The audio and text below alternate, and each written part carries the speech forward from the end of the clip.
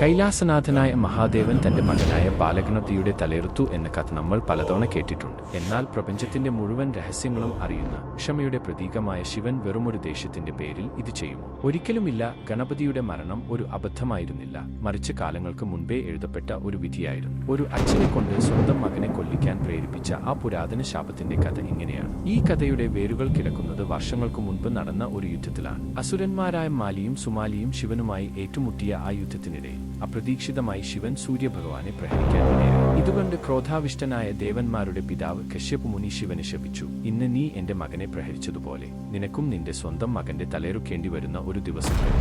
കർമ്മഫലം തന്നെ തേടി വരുമെന്ന് അറിയാമായിരുന്ന ശിവൻ ആ വിധി ശാന്തമായി സ്വീകരിച്ചു. കാലങ്ങൾ കടന്നുപോയി. കൈലാസത്തിൽ ഒറ്റയ്ക്കായിരുന്ന പാർവതി ദേവി തന്നെ മാത്രം അനുസരിക്കുന്ന ഒരു കാവൽക്കാരൻ വേണമെന്ന് ആഗ്രഹിച്ചു. അങ്ങനെ ദേവി സ്വന്തം ശരീരത്തിലെ മഞ്ഞളും ചന്ദനവും കൊണ്ട് ഒരു രൂപമുണ്ടാക്കി അതിൽ ജീവൻ പകർന്നു. ആ ബാലനോട് ദേവി പറഞ്ഞു, എന്റെ അനുവാദമില്ലാതെ ആരെയും, അത് സാക്ഷാൽ ത്രിമൂർത്തികൾ ആണെങ്കിൽ പോലും ഉള്ളിലേക്ക് കടത്തിവിടരുത്. പിന്നീട് കൈലാസത്തിൽ നടന്നത് ഒരു വലിയ യുദ്ധമായിരുന്നു. ശിവനും ശിവന്റെ ഭൂതഗണങ്ങളും അകത്തേക്ക് കടക്കാൻ ശ്രമിച്ചെങ്കിലും ആ ബാലൻ വഴിമാറിയില്ല. അവൻ വെറുമൊരു കുട്ടിയായിരുന്നില്ല, സാക്ഷാൽ ആദിപരാശക്തിയുടെ കാവൽക്കാരനായിരുന്നു. ഇന്ദ്രനും ബ്രഹ്മാവും മഹാവിഷ്ണുവും വരെ ആ കൊച്ചു ബാലൻ മുന്നിൽ ആയുധം വെച്ചു. അമ്മയോടുള്ള ഭക്തിയും വാക്കും 33 കോടി ദേവന്മാർക്കും അവനെ തോൽപ്പിക്കാൻ ആവാത്ത വിധം അവനെ ശക്തനാക്കി. ഒടുവിൽ വിധി നടപ്പിലാക്കേണ്ട സമയം വന്നു. ബാലന്റെ ശ്രദ്ധ തിരിക്കാൻ മഹാവിഷ്ണു തന്റെ മായ ഉപയോഗിച്ചു. ആ നിമിഷം കശ്യപ മുനിയുടെ ശാപം പൂർത്തിയാക്കാൻ ശിവൻ തന്റെ തൃശൂലം ഉപയോഗിച്ചു.